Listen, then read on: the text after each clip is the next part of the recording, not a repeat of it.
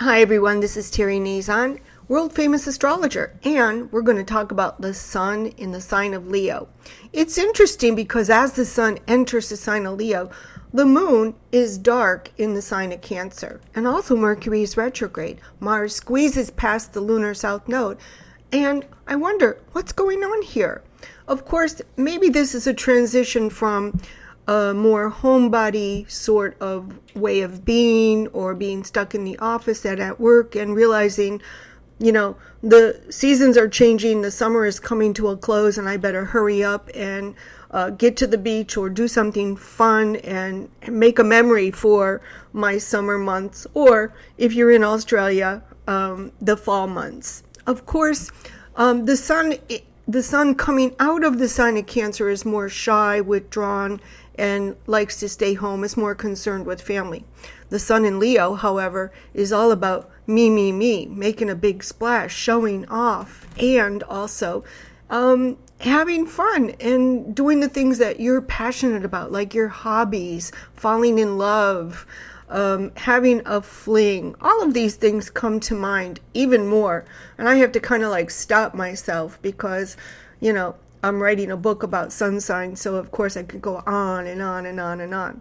But it's interesting. Let's go back to why Mercury is retrograde in the sign of Leo when the sun enters Leo. This could indicate that there's some kind of carryover into next year when the sun will enter the sign of Leo again. So maybe we have something that starts now, maybe a love affair, maybe a creative project, a hobby, or some project that you're working on that will take you right into next year's. Certainly, hobbies and projects are things you can pick up and then put down, and sometimes we start things and then we get distracted. Let's talk a little about the detriment planet to the sun in Leo. Of course, the sun rules the sign of Leo. That's what makes it so fun and powerful and ignites your confidence and your happiness. Of course, the planet Uranus is the opposite to the sun in Leo, as it rules Aquarius. So what do we have here? We know Uranus has just moved into the sign of Gemini. This indicates possibly a fading out of old friends, old groups, and you may be moving into some new friendships and some new groups or alliances. That could possibly be. We have Pluto also in the sign of Aquarius, the opposing sign to the sun in Leo, also indicating that relationships, group activities, people you used to attract into your life can change signs. Well, let me get down to the nuts and bolts of it.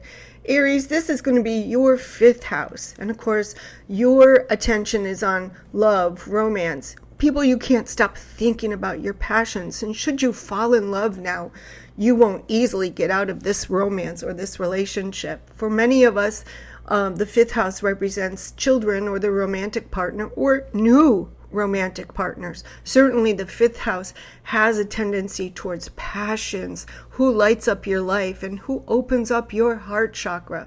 Have you ever felt your heart chakra open up and feel a whoosh of love? It's intoxicating.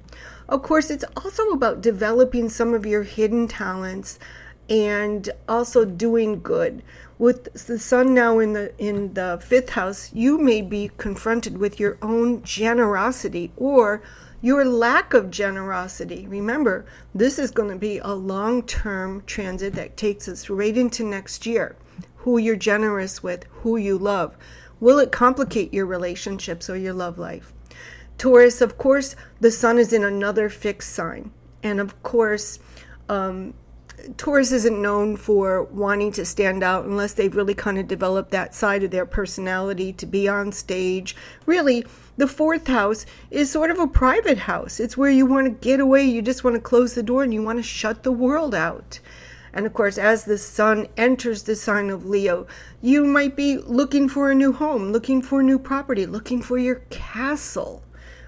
Your luxurious castle, that is. You might look to increase your income, but most importantly, it's about privacy and sifting through and sorting through the past, what you want and what you don't want. Gemini, of course, the sun in Leo is in an aspect for opportunities for you to ask for what you want. do some sales pitches, put yourself out there, tell others what you want, make sure that they know what you want. And should you sign a contract, this contract could take you right into next year. Cancer, the sun in Leo is lightening up your second house of money. Could it be any better? Of course, Cancer has this beautiful little tendency or talent, hidden talent, let's say, for making everything look luxurious and more expensive, for embellishing things, and of course, bedazzling things. It's all about your possessions. It's about money, and it's about wealth. And so maybe you're going to go down a new road where you're creating new wealth, new money. For who? For yourself. Nobody else. Virgo, unfortunately, let me start back with Leo. Leo, it's your solar return. And of course, during your solar return, you're the sun's favorite child. And that means pretty much everyone goes along with you because you have that joie de vivre, you have that force of your personality, and you are the sun's favorite child. You just seem to make sense. You take chances, you take the initiative, you put it all out there. And guess what? Everyone follows you. Virgo, of course, the sun is shining into your deepest, darkest recesses where you have to confront your fears, your alone time. Maybe there's some crisis that you have to deal with. And of course, it's about love. It's about relationships. It's lonely. But also the sun in the sign of Leo says, hey, you know what? Take this time, heal, and get used to liking yourself. Go back to who you are, because soon enough, the sun is going to enter the sign of Virgo. And so this is a fantastic time to heal, to get therapy, to get your head back on straight, to figure out what's real and what's not real, what to believe, what not to believe, and what's just paranoia and craziness. Libra, of course, now you, like some of the other signs, get to benefit from the sun in Leo. It's all about making new friends, joining new groups, getting involved in clubs and your community, going to festivals and just being out there in the world. Maybe you just want to sit at a outdoor cafe and do some people watching and see who passes by. And it is a good time to reconnect to friends and old places that you used to go to or love to go to. This is really a great time to get excited about things. Isn't that what the 11th house is all about? Excitements. It's about what you hope for your life. But don't get too down when things don't work out. You have another year to make some of your fondest hopes and wishes work out. And Scorpio, as a fixed sign, the sun in Leo is in another fixed sign, isn't it? In your 10th house. You tend to be hard on people, judgmental, maybe even jealous, and say, why them and not me? Instead of that, just take charge. You're the one who is the boss now. People look to you to tell them what to do, to put them in order, to, make them fall into line. And so if you're willing to take on that kind of responsibility, you'll find that you're the leader right now and that people will listen to you. They will do exactly what you tell them to do. That's empowering, isn't it? It's also a good time to work on your career and your lofty goals. Where do you see yourself next year?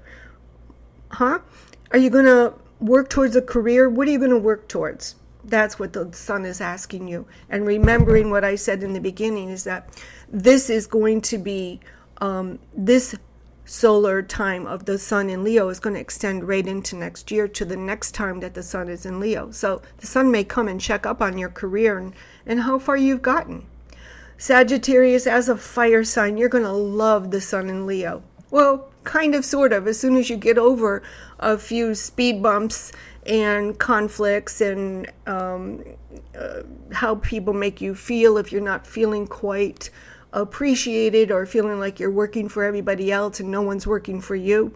So this is a good time to kind of readjust how you get along with other people, how other people make you feel. It's quite the time, but it is an exciting time because your creativity should flow. Maybe you also need to get away.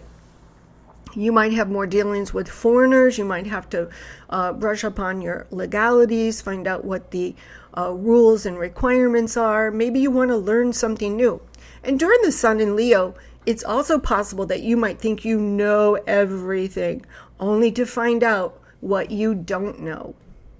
Capricorn, the moon in Leo is interesting for you because Capricorn is so parental and Leo is so childish.